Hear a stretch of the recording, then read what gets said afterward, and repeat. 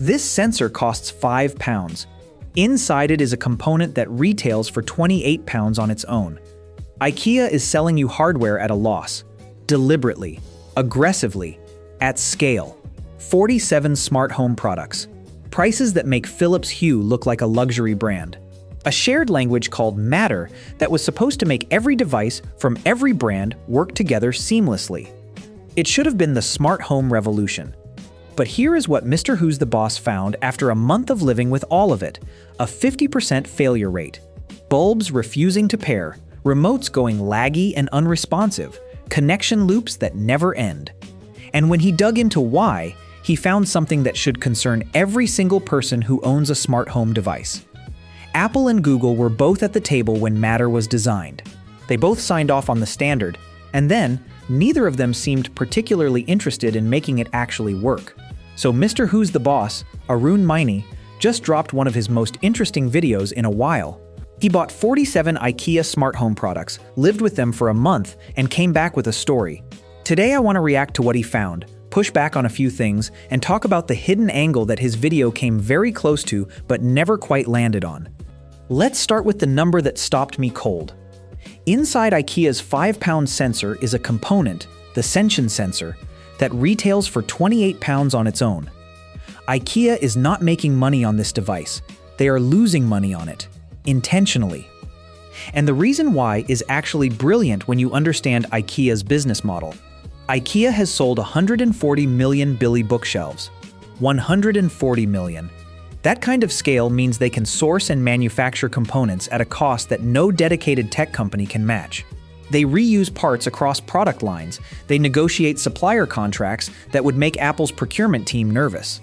So IKEA's strategy is simple: sell the hardware at a loss, get their devices into millions of homes, and wait for Matter to do the rest.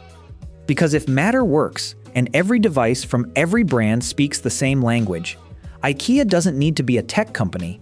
They just need to be the cheapest supplier of the hardware that runs the universal standard. It is the loss leader strategy taken to an extreme. It is genuinely brilliant.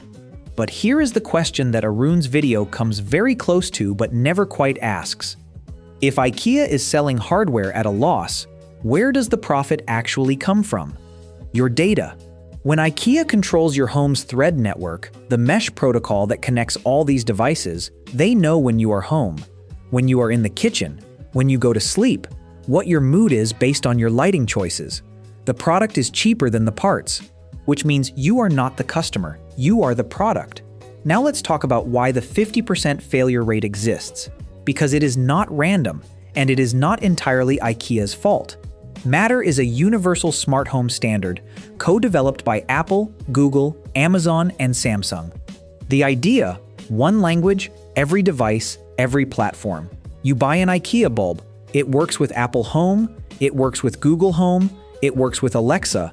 No hubs, no proprietary apps, just works. That was the promise in 2022 when Matter launched. Here is the reality in 2026. Until Google Home version 4.8, released February 2, 2026, Google's platform did not even recognize Matter switches as automation triggers. Think about that. You could buy an IKEA smart button, pair it with Google Home, and then discover that Google's own software could not use it to trigger automations. The core use case for a smart button did not work on Google's own platform. 4 years after Matter launched, Apple's HomePod and Apple TV are thread border routers, essential for IKEA's Matter devices to function. But Apple's implementation has been inconsistent. Thread mesh performance drops significantly when Apple devices are the primary border router for non-Apple hardware. And Amazon? Alexa's Matter support has been described by independent reviewers as, quote, reluctant and incomplete. Here is the uncomfortable reality. Apple has a smart home ecosystem worth protecting. HomeKit. Google has one too. Google Home. Amazon has Alexa, a cheap universal standard that makes a £5 IKEA bulb work as well as a £55 Philips Hue is a direct threat to every premium product in every one of those ecosystems. They agreed to the standard, they just did not agree to make it easy. Now I want to be honest about two things, because the real Byte does not do one-sided. First, the 50% failure rate. Arun based this partly on Reddit complaints and one-star reviews. And I want to call that out directly. People do not go to Reddit to post that their light bulb turned on. They go to Reddit when something fails. The vocal minority of frustrated users is always louder than the silent majority of happy customers.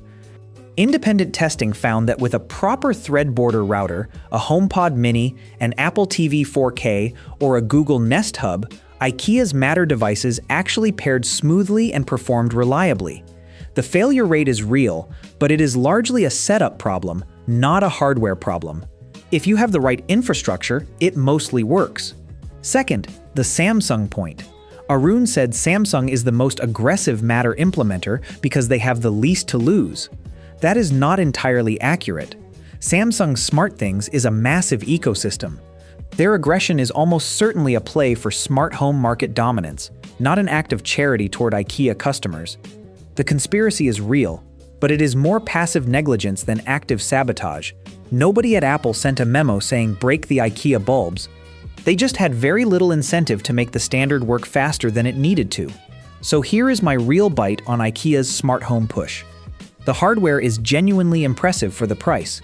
The strategy is genuinely clever. And Matter, despite the slow rollout, is the right direction for the industry. But three things are true simultaneously that nobody in this conversation is saying clearly enough. 1. Apple and Google's slow implementation of Matter is not a coincidence. It is a conflict of interest, and it is costing consumers real money and real frustration. 2. IKEA selling hardware below cost means your data is the real product, and nobody is reading those privacy policies. 3. The smart home revolution is not dead. It is just being held hostage by the same companies who promised to set it free. IKEA has the hardware. Big tech still has the keys, and until that changes, your 5-pound bulb will keep refusing to connect. Drop your thoughts in the comments. Do you have IKEA smart home devices? And did you know Apple and Google co-developed the very standard your devices keep failing on? The Real Byte. See you in the next one.